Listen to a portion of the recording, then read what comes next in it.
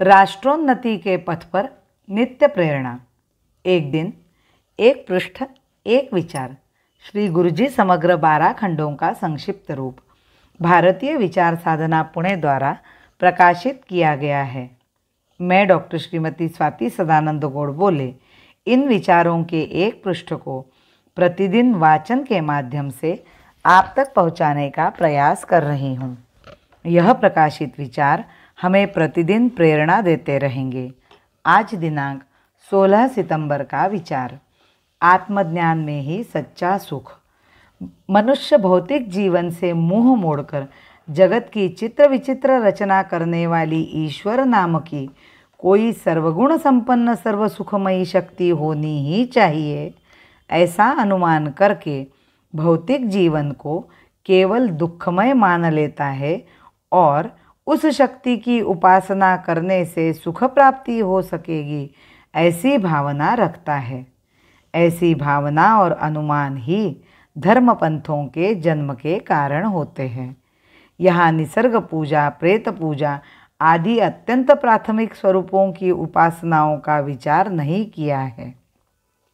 भौतिक सुख में सुख है ही नहीं, जीवन केवल दुखमय है। इस जीवन के पश्चात उस शक्ति की उपासना से चिरंतन सुख प्राप्त हो सकेगा, इस भाव को लेकर केवल श्रद्धा पर आधारित ये पंथ बन जाते हैं। परंतु मनुष्य केवल श्रद्धा के भरोसे मृत्यु के पश्चात आने वाले ऐसे जीवन पर निर्भर रहकर, जिसका कोई प्रत्यक्ष प्रमाण नहीं मिलता, आज के प्रत्यक्ष जीवन के सुख दुख आदि को भूल नहीं सकता। इन उपासनाओं में प्रत्यक्ष मानव जीवन की रचना और उससे निर्मित सुख का कुछ भी प्रबंध नहीं होता। अतः जब प्रत्यक्ष जीवन को दुख से मुक्त करने के प्रयत्नों में इस प्रकार की केवल श्रद्धामूलक उपासनाएं उसे अपर्याप्त दिखाई देती है, तब उसे भयानक असमाधान का अनुभव होता है और तब वह श्रद्धा शून्य जड़वाद की ओर झुकता है। मनुष्य मात्र को सुव्यवस्थित समाज रूप से धारण कर प्रत्येक व्यक्ति के ऐहिक सुख लाभ के साथ पारमार्थिक उन्नति करने की दृष्टि से हिंदुओं ने तत्व विचारणा की।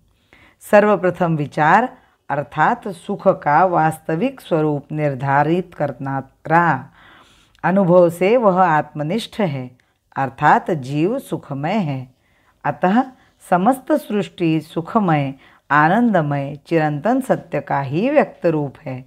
इस विचार को पाकर उन्होंने जीव और जगत दो बिंदुओं के साथ सतचित आनंदमय ईश्वर रूप तीसरे बिंदु की खोज की और इन तीनों बिंदुओं को परस्पर जोड़कर इस अखंड मंडलाकार का विश्व का मध्य, एक अद्वितीय, अनिर्वचनीय, जो मध्य के नाते सबको व्याप्त करता हुआ भी उससे परे और सर्वथा स्वतंत्र है, उस महान तत्व का आविष्कार किया और उसे उन्होंने ब्रह्म शब्द दिया।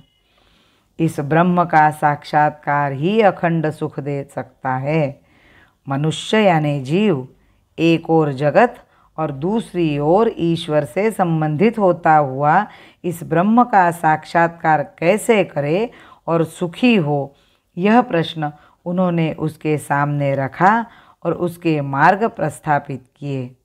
कर्मयोग, भक्ति योग और ज्ञान योग, इन मार्गों को इसके साक्षात्कार के हेतु प्रकट करके उन्होंने यह सिद्धांत प्रस्थापित किया कि ब्रह्म का ज्ञान हुए बिना अंतिम और आत्यंतिक सुख की प्राप्ति हो नहीं सकती। किसी भी वस्तु का पूर्ण ज्ञान उससे एकात्म होने पर ही मिलता है।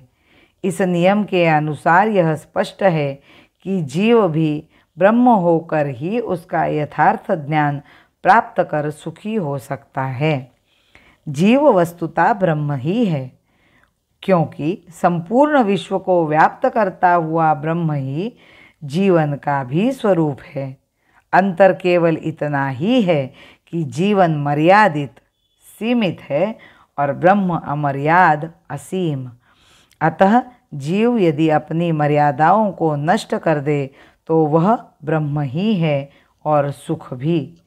साधना के देश में मत नाम ले विश्राम का, साधना के देश में मत नाम ले विश्राम का। दीप्त किरणें दे रही संदेश आशा मैं सुहाना, संदेश आशा मैं सुहाना। भारत माता की जय। वंदे मातरम।